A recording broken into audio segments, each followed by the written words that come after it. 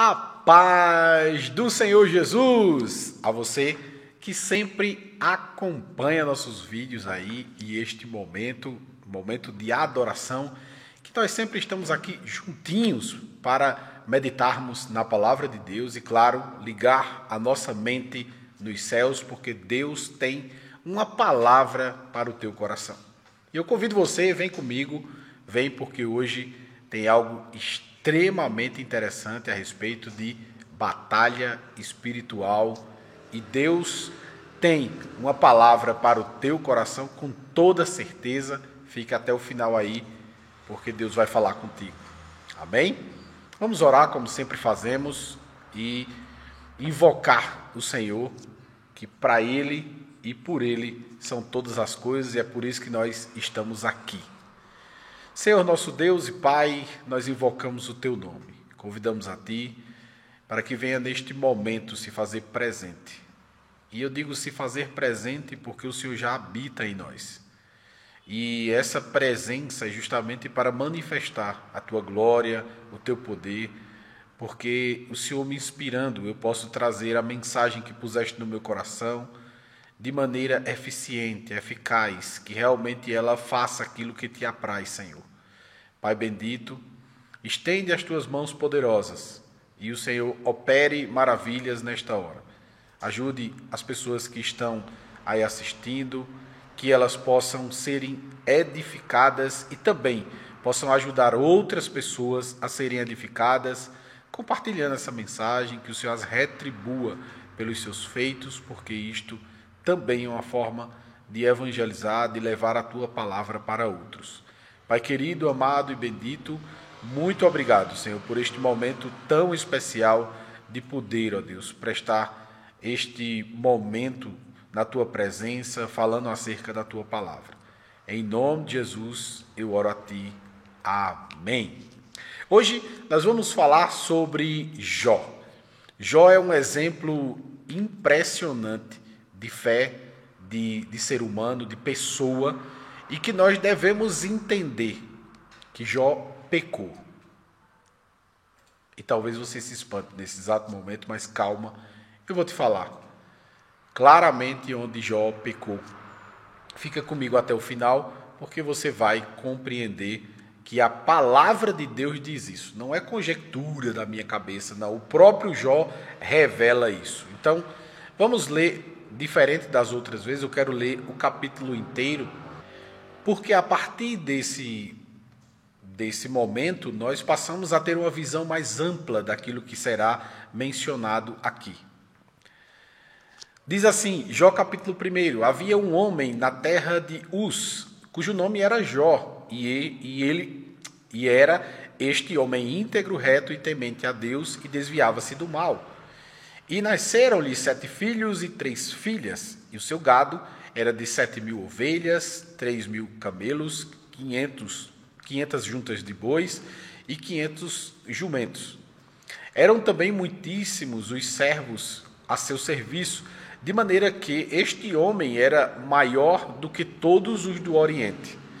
E ia seus filhos à casa uns dos outros e faziam banquetes, cada um por sua vez, e mandavam convidar as suas 3 irmãs a comerem e beberem com eles. Sucedia, pois, que, decorrido o turno de dias de seus banquetes, enviava Jó e os santificava, e se levantava de madrugada e oferecia holocaustos, segundo o número de todos eles. Porque dizia Jó, porventura pecaram meus filhos e amaldiçoaram a Deus no seu coração. Assim fazia Jó continuamente. Guarda esse versículo aí, 5. E vamos continuar. E num dia em que os filhos de Deus vieram apresentar-se perante o Senhor, veio também Satanás entre eles. Então o Senhor disse a Satanás, de onde vens? E Satanás respondeu ao Senhor e disse, de rodear a terra e passear por ela. E disse o Senhor a Satanás, porventura tu viste a meu servo Jó? Porque ninguém há na terra semelhante a ele, homem íntegro e reto, temente a Deus e que se desvia do mal. Porventura tu não cercaste de sebe a ele e a sua casa e a tudo quanto tem?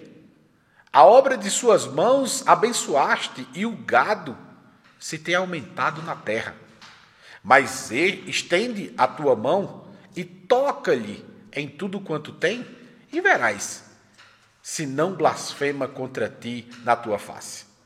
E disse o Senhor a Satanás: eis que tudo quanto ele tem está na tua mão, somente contra ele não estendas a tua mão.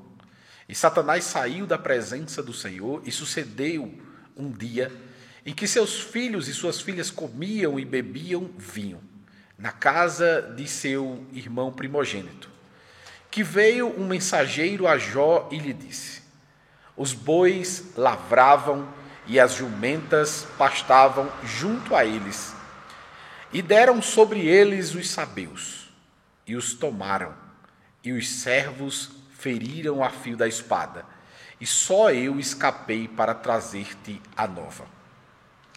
Estando este ainda falando, veio outro e disse: fogo de Deus caiu do céu, e queimou as ovelhas e os servos, e os consumiu, e só eu escapei para trazer-te a nova.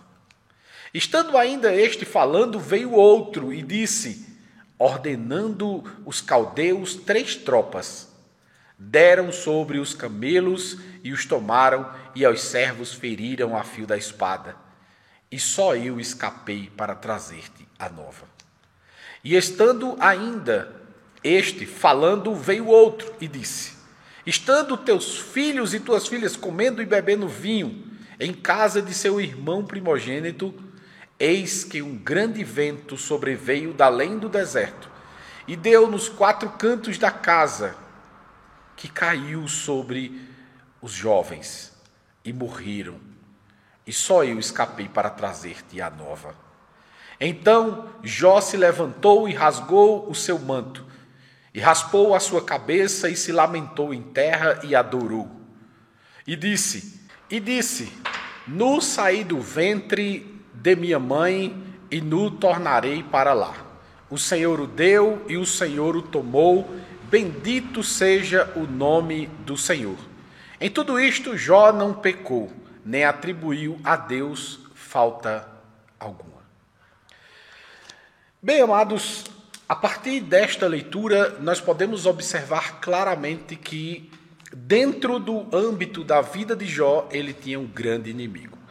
Assim como deve ser tomado como lição para nós. Satanás é o nosso inimigo. Ele não é inimigo de Deus porque ele não tem poder equiparado. Então, se não tem poder equiparado, não tem como ser inimigo.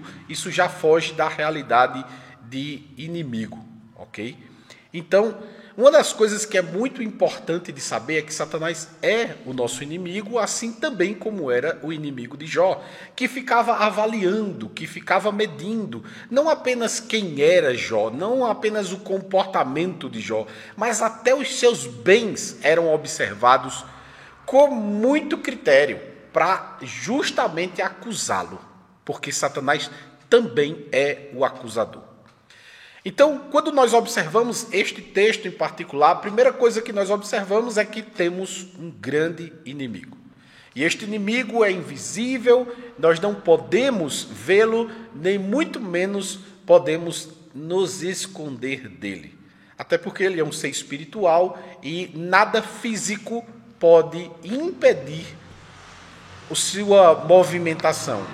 Ele não tem o poder de Deus de estar em todos os lugares ao mesmo tempo, mas ele tem inúmeros serviçais que estão espalhados, né, que são as hostes espirituais que vivem trabalhando em prol destas acusações.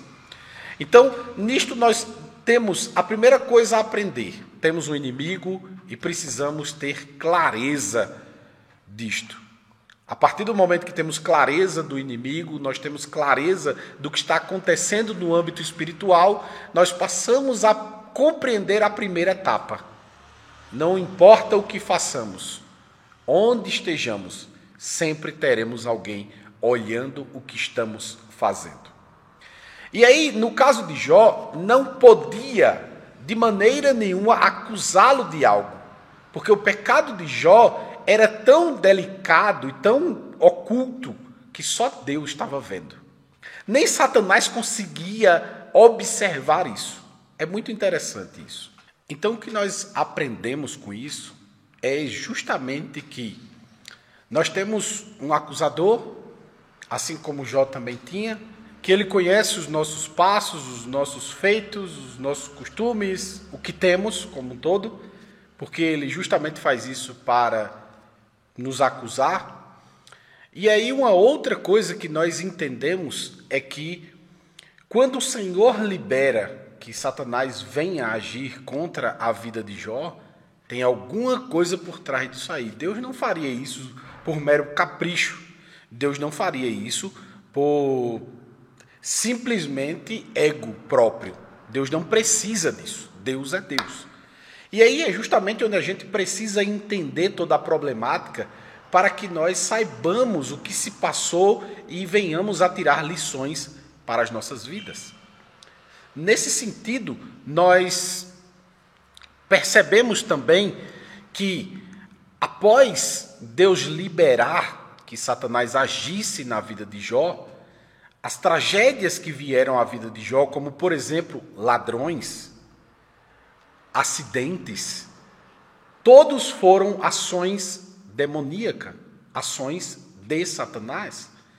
E aí, nesse sentido, é que nós devemos compreender com muita clareza de que se as coisas vão ruim, se as coisas vão nos machucando, certamente tem algo nesse meio. E muitas vezes, não estou generalizando, mas em muitas vezes, esse meio pode ser nada mais, nada menos que uma correção que estamos precisando fazer em nossas vidas. Porque não é porque eu esteja rico que isso quer dizer que eu sou de Deus. Não é porque eu sou rico que eu estou perfeito. Precisamos entender com muita clareza isso, para que nós não venhamos a cair em alguns problemas espirituais e aí perder aquilo que é de maior valor para nós, que é a salvação da nossa alma, que é o pós-vida, visto que essa vida ela é muito curta. E se nós pensarmos no melhor desta vida e perdermos a futura, ou a com Deus, o que fizemos? 70, 80 anos nessa vida? O que é isso visto a eternidade? E aí o que você percebeu foi ataques de Satanás com relação a roubo de bens, ataques de Satanás com tragédias naturais, que o servo chegou dizendo que foi fogo de Deus que veio do céu e não foi de Deus, certo? Não foi de Deus, Deus permitiu, mas não foi Deus que fez, foi Satanás. E também o vento que soprou sobre a casa, que derrubou a casa e que veio a demolir a vida familiar de Jó. Veio a destruir de uma maneira assim surreal. E o que é interessante é que sempre sobrava um para vir avisar o que estava se passando, o que estava acontecendo. Neste ponto é muito interessante porque Satanás não trouxe apenas a destruição financeira. Satanás queria destruir toda a vida de Jó, a financeira e a emocional. Porque imagino que poderia ter chegado todas as notícias de uma vez só, mas elas foram chegando uma a uma atrás da outra. Ele queria destruir o emocional de Jó de uma vez por todas. Ele queria detonar a vida de Jó, e aí não era simplesmente por causa de Jó. Não. Não era. Ele estava querendo destruir a vida de Jó porque ele sabia que Jó era um pilar. Jó era um pilar da sua sociedade. Jó era um homem que fazia reflexo em toda a sociedade. E por conta de ser um pilar, Satanás não tinha misericórdia nem um pouco, porque ele sabia, se Jó caísse, viesse blasfemar contra Deus, viesse fazer algo contra Deus, isso serviria de exemplo para as demais pessoas, ou as demais famílias, e elas poderiam muito bem ir no mesmo caminho, e ele não destruiria apenas uma família ou não apenas uma pessoa, mas ele destruiria uma grande parte da sociedade. É por isso que Satanás ataca muito pesado quem está em cima, quem está influenciando. E aí muitas vezes você não entende porque o cara subiu e de repente ele mudou. Você talvez não entenda por que isso. Aí está um exemplo, é porque ele é um pilar de influência. Sendo um pilar de influência, ele caindo, ele derruba muitos outros juntos. Satanás é estrategista. Então, levando-se em consideração esse tipo de ataque de Satanás, esse tipo de ação de Satanás, nós vemos que ele atacou porque Deus permitiu porque tinha algo para ser corrigido, e que Satanás é estrategista, que ele derruba porque ele não quer apenas aquele, mas ele quer mais, e através daquele ele vai ter menos trabalho de derrubar os demais. Mas com Jó foi diferente. Com Jó ele não cedeu. Jó continuou sendo o Jó de sempre. E aí talvez você diga assim, mas pastor, você não falou ainda do pecado de Jó. Mas calma, vamos com calma, uma coisa de cada vez. Quando nós observamos agora a vida de Jó de uma maneira totalmente diferente, perdeu filhos, perdeu bens, e ainda mais, no capítulo seguinte, fala que até uma enfermidade de Jó foi colocada. Veja que coisa. Até uma enfermidade foi ação maligna. E eu não estou aqui dizendo que toda e qualquer enfermidade é ação maligna.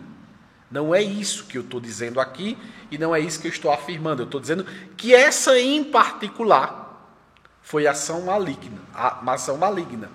E nós devemos entender que existem ações na nossa saúde que são ataques malignos. Nós precisamos entender isso. E aí como é que a gente pode entender isso? Buscando em Deus as respostas. Buscando em Deus as respostas. E aí, para complementar, a esposa de Jó vem para ele e diz assim, amaldiçoa o teu Deus e morre.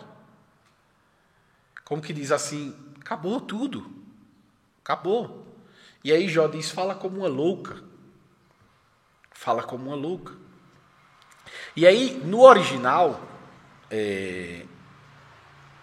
o que na verdade Jó quis dizer ali, aquela mulher quis dizer, não é amaldiçoa a Deus, até porque seria ilógico. Seria dizer, se afasta de Deus ou nega esse Deus e morre. Porque não tem ninguém que possa amaldiçoar a Deus.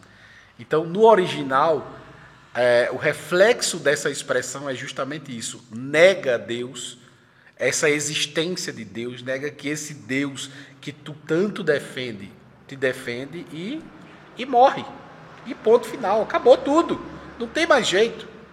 E a partir dali, Jó passa a ter algumas outras afrontas, que eu costumo avaliá-las muito bem, e trazer à tona algumas das reflexões, como, por exemplo, os seus amigos que chegavam a dizer, Jó, você pecou contra Deus, pede perdão, e ele se defendia muito em relação a esses diálogos.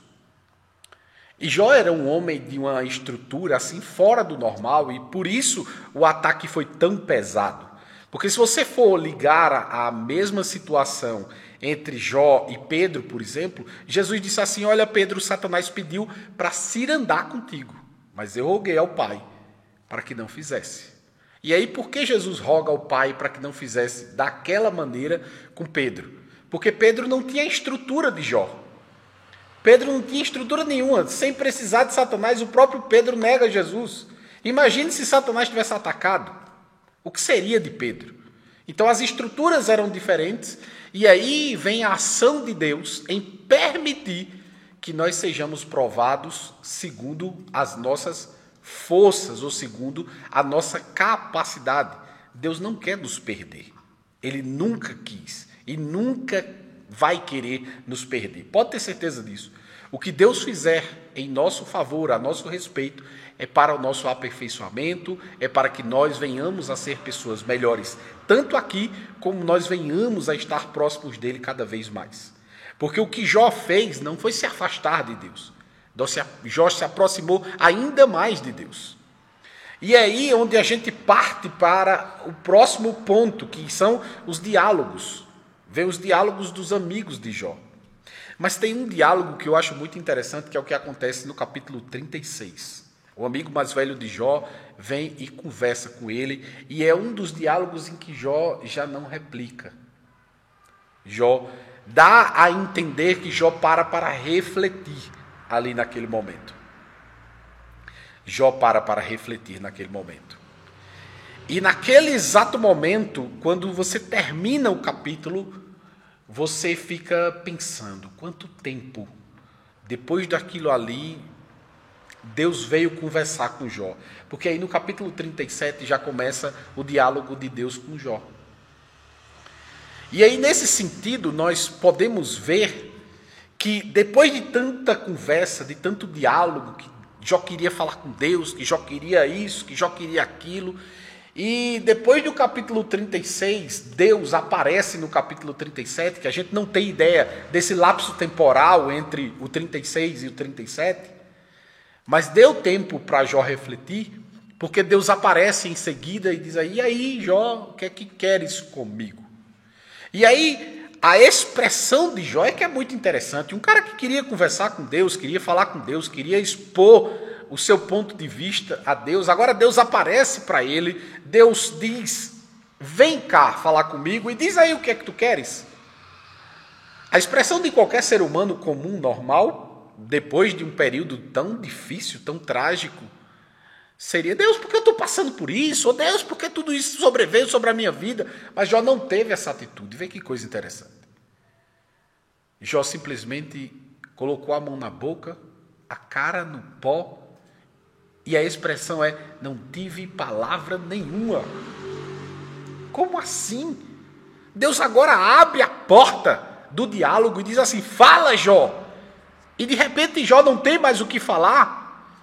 E aí Deus começa a apresentar algumas coisas a ele, como por exemplo, onde tu estavas quando eu criei os céus e a terra, onde tu estavas quando eu criei a natureza e tal. Esse diálogo que Deus abre é muito interessante.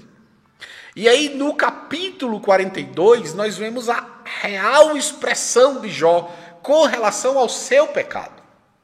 E aí nós temos toda a explicação do que aconteceu com Jó e por que ele passou por tudo isso. Jó era um homem fiel a Deus, Jó era um homem íntegro, e eu não disse em momento nenhum aqui que Jó não era.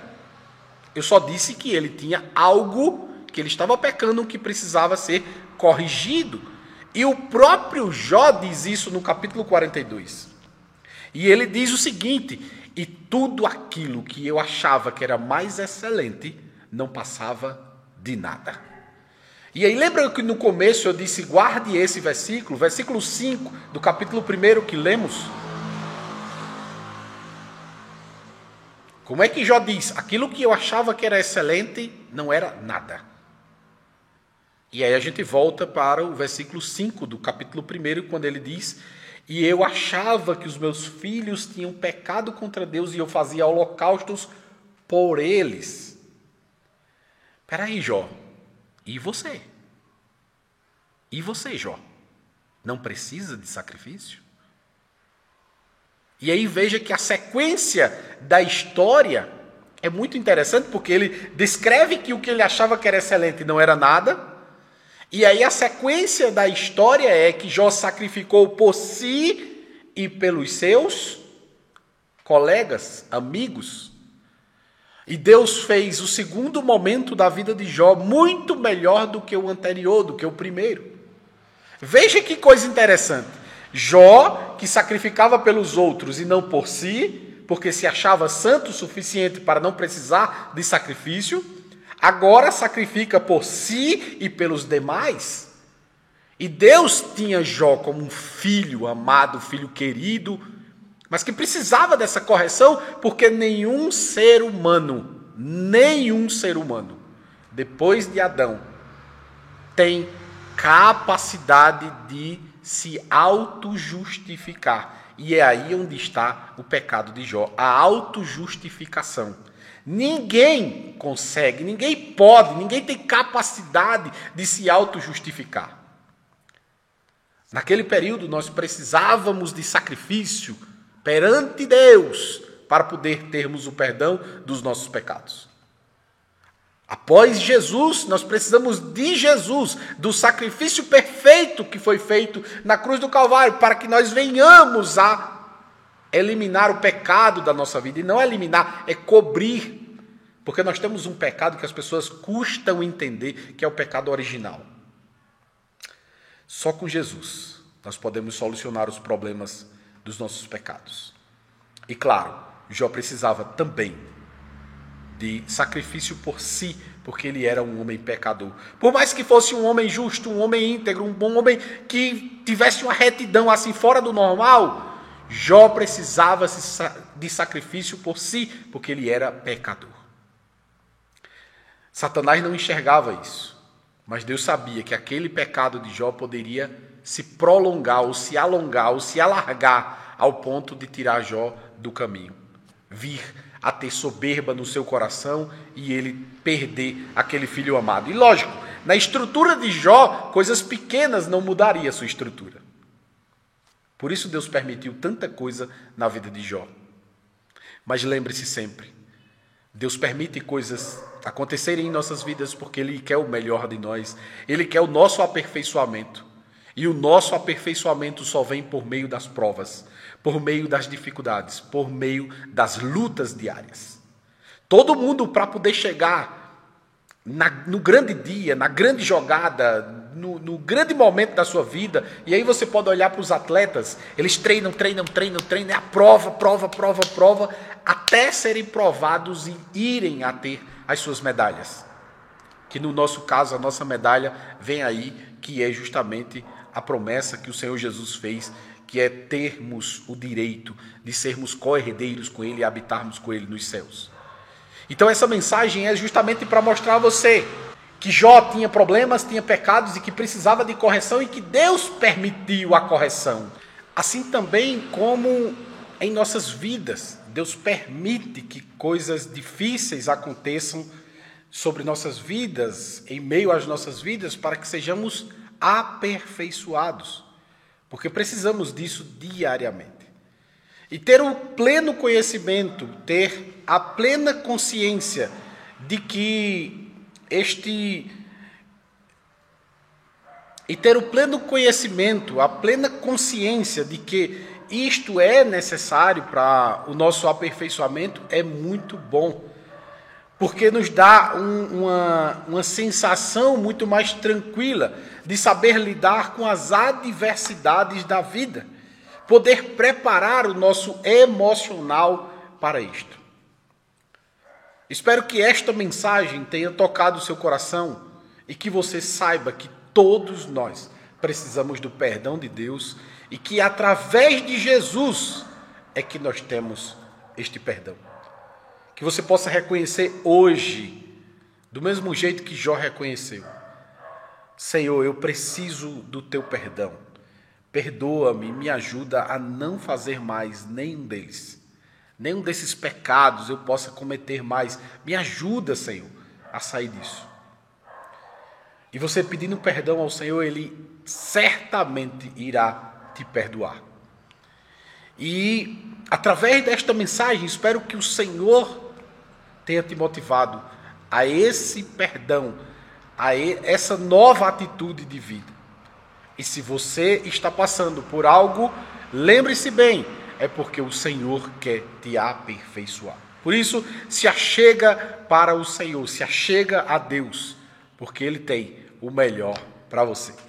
E como sempre faço nos finais de todos esses vídeos das sextas-feiras, Revendo Shalom Aleichem, desejo paz a você. Revendo Shalom Aleichem, Revendo Shalom Aleichem, Revendo Shalom Aleichem, Revendo Shalom, Shalom, Shalom Aleichem, Revendo Shalom Aleichem, Revendo Shalom Aleichem, Revendo Shalom Aleichem, Revendo Shalom, Shalom, Shalom Aleichem, Revendo Shalom Aleichem, Revendo Shalom Aleichem, Revendo Shalom Aleichem, Revendo Shalom, Shalom, Shalom Aleichem. Jesus abençoe a tua vida e lembre-se, o Senhor quer te aperfeiçoar e quer te aproximar cada vez mais dele. Que o Senhor te ajude, que o Senhor te abençoe e saiba, toda semana estamos aqui direto do canal Lendo o Manual, trazendo uma mensagem de Deus para a tua vida. Fica com Deus, não esquece, curte, comenta, compartilha, claro, essa mensagem para outras pessoas e se inscreve aí no canal para que você não perca nenhuma das atualizações. Que Deus te abençoe, a você e a toda a sua família, em nome de Jesus. Tchau, tchau.